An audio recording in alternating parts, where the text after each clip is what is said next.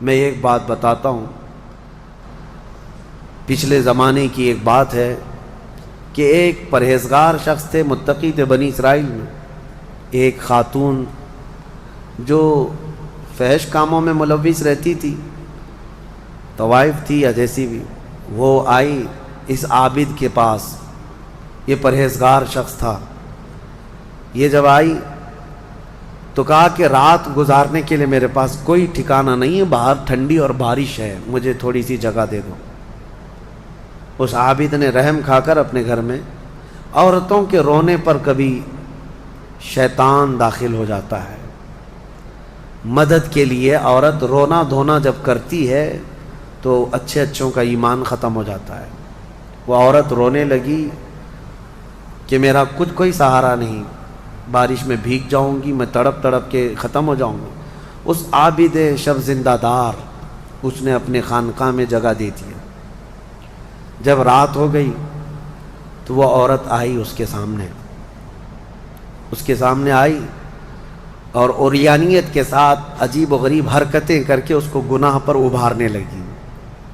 وہ عابد تنہا تھا، وہ قریب آیا، اس کے بعد پوچھا کیا چاہتی ہے؟ کہا چل کوئی نہیں ہے، رات میں کوئی نہیں ہے، ہم لوگ اپنے جسموں کی سکون حاصل کر لیں۔ اس عابد نے کہا کہ ٹھیک ہے، میں اس سے پہلے تھوڑی دیر میں بھی آتا ہوں، خواہش ہے تیرے ساتھ آ جاتا ہوں، سوتا ہوں، لیکن اس سے پہلے میں دیکھتا ہوں۔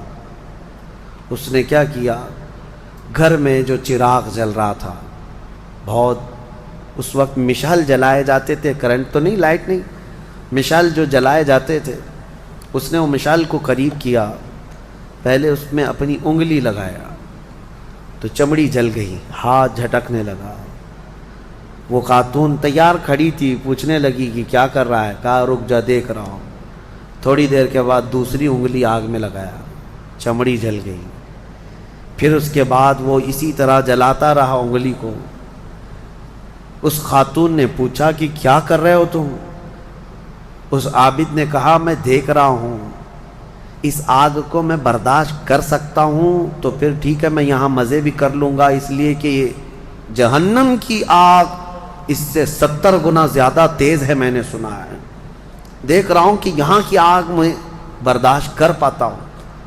2 انگلیاں سامنے کیا، 3 انگلیاں کیا، 4 انگلیاں جب مشعل میں لگایا تو پورا چمڑا جل کر کے صرف انگلیوں کی ہڈیاں کالی ہو کر رہ گئی، ہاتھ پورا چمڑا لٹک گیا، پورا ختم ہو گیا، ہاتھ پورا جلا رہ گیا۔ وہ عورت چیخ مارنے لگ گئی کہ کیا کر رہا ہے، چمڑے کے جلنے کی بو آنے لگ گئی۔ اسی اثنا میں وہ عورت چیخ مار کر کے باہر نکلتی ہے کہ بچاؤ مجھے، بچاؤ، یہ پاگل ہو گیا، پاگل ہو گیا۔ بادشاہ کی پولیس وہاں سے گزر رہی تھی، آئی اور اس نے پوچھا کہ کیا ہوا ہے؟ کہا کہ اس عابد نے میری عزت پر حملہ کر دیا۔ تو پولیس اندر گھس گئی، دیکھا تو یہ بیٹھا ہوا تھا، اب آؤ دیکھا نہ تاؤ، حملہ کر دیا اس پر۔ لوگوں کو باہر پتہ چل گیا کہ ایسا ایسا ہوا ہے، ایک عورت آئی تھی اور اس پر عابد رات کو تنہائی میں اس کے ساتھ منہ کالا کر رہا تھا۔ تو لوگوں نے مارنا شروع کیا، اتنا مارا کہ وہ عابد مر گیا، انتقال ہو گیا، ختم ہو گیا۔ اب مسئلہ یہ ہے کہ اب لوگوں میں یہ بات پھیل گئی کہ اتنے سالوں جس کو ہم نے عبادت میں دیکھا تھا، وہ ایک عورت کے چکر میں آخری وقت بہک گیا اور منہ کالا کر لیا۔ اب اس کے بعد اس کو اٹھاتے ہیں، اٹھا کر کے قبرستان میں جب دفن کرنے کے لیے رکھا گیا، قبر میں جیسی رکھتے ہیں، اس قبر میں تیز خوشبو بھر چکی ہے، ہر جگہ سے خوشبو کے جھونکے آ رہے ہیں۔ لوگوں نے کہا یہ بدکار آدمی کی قبر میں اتنی خوشبو کہاں سے آ رہی؟ اس کو دفن کر دیا اور یہ بات مشہور ہونے لگ گئی۔ بادشاہ خود بھی آیا، پوچھا یہ کیا مسئلہ کیا ہے؟ تو لوگوں کو جب یہ بات سمجھ میں نہیں آئی تو علماء کو بلایا گیا اور پوچھا گیا کہ کیا مسئلہ ہے؟ کہا گیا کہ یہ بدکار نہیں ہو سکتا، یہ اللہ کی رضا میں انتقال کیا ہے۔ اس خاتون کو پکڑ کر لایا گیا، پوچھا گیا کہ کیا کیا معاملہ ہوا تھا، سچ بتا۔ اس عورت نے بتایا کہ اس کا کوئی مسئلہ نہیں تھا، یہ ڈرتا رہا اللہ سے اور آخرت سے ڈرتا رہا، اور رات میں یہ بیٹھ کر کے اپنی انگلیاں جلا لیا تھا، اور یہ کہتا تھا کہ میں دیکھتا ہوں دنیا کی آگ سے میں برداشت کر پاتا ہوں تو ٹھیک ہے، میں تیرے ساتھ مزہ کروں گا، نہیں تو پھر آخرت کا عذاب اس سے بھی بڑا سخت ہے۔ وہ یہ کہتا رہا اور میں بھاگ کر گئی، اتنے میں لوگ آئے اور اس کو مار دیے۔ بادشاہ نے پوچھا کہ دیکھو اس کو پھر سے نکالو، نکالا گیا۔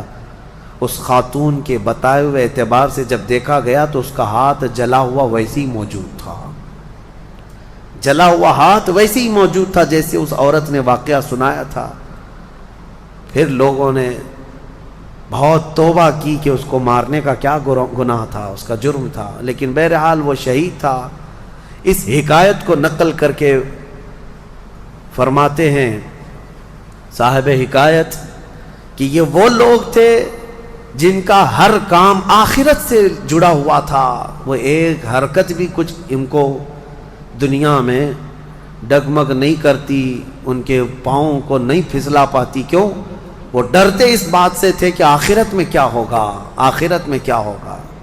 میرے عزیزو، میں آپ کو بتاؤں زنا کی جو سزا ہم نے بتائی تھی، اس سے قبل بھی میں نے بتایا، کوڑے مار دیے جائیں 100 یا سنسار کر دیے جائیں، یہ آخرت میں دی جانے والی سزا کا 100واں حصہ ہے، اس سے 100 گنا زیادہ سزا وہاں پر قیامت میں۔ تو پھر وہ کیسی ہوگی سزا؟ پھر 100 گنا زیادہ سزا کیا ہے؟